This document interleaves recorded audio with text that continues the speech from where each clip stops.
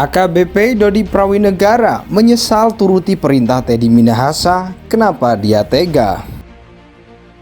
Pelayanan saya, keluarga beliau ke Bukit Tinggi tidak pernah saya kecewakan. Perintah beliau vaksinasi pun saya ranking bawah. Dalam waktu 1 minggu saya jadi ranking 1 pun saya tidak pernah mengecewakan.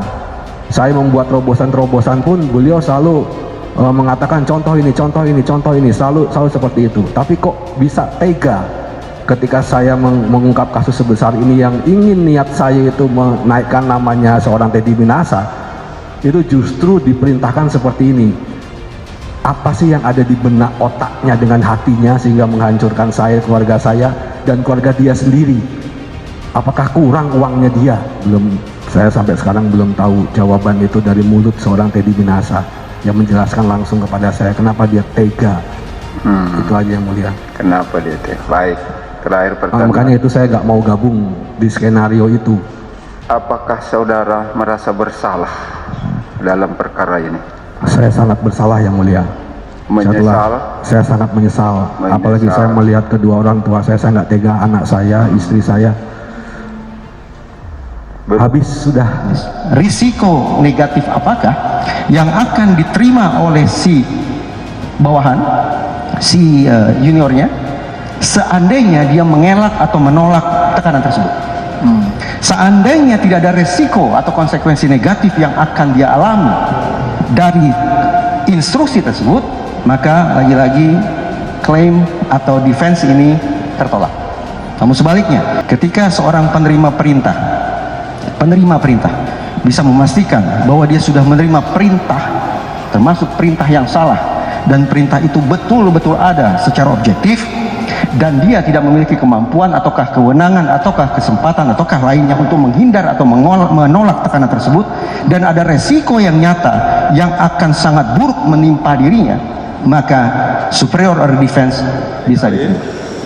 Saya sampaikan kepada seluruh jajaran bahwa tidak ada yang bermain-main dengan masalah narkoba.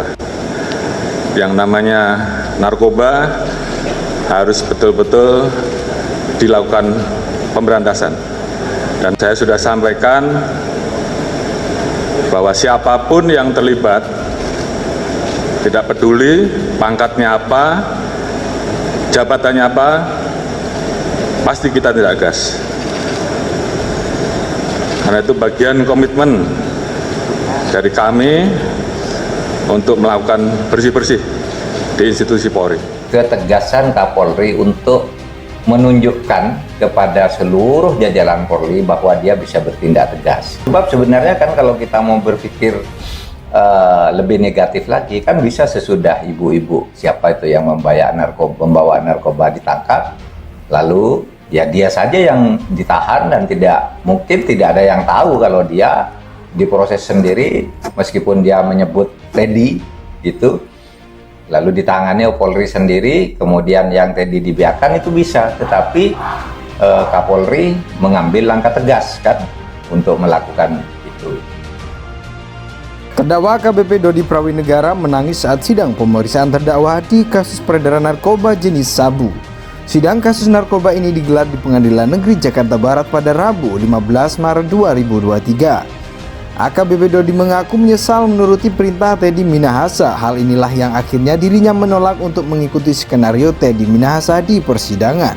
Yang terakhir itu saja yang mulia, saya sampai sekarang belum tahu jawaban dari mulut Teddy Minahasa yang menjelaskan langsung kepada saya kenapa dia tega. Itu aja yang mulia, makanya itu saya nggak mau gabung di skenario itu, ujar Dedi. Hakim kemudian menanyakan rasa bersalah dan menyesal kepada Dodi. Saya sangat bersalah yang mulia, ujar Dodi. Prestasi saya mulai dari 2001 sampai sekarang dihancurkan oleh seorang jenderal bintang 2, Teddy Minahasa, ungkap Dodi, dikutip dari YouTube Kompas TV Sabtu 18 Maret 2023. Ia menjelaskan bahwa prestasinya yang telah dibangun sejak tahun 2021 kini dihancurkan oleh Teddy Minahasa karena terseret dalam kasus peredaran narkoba.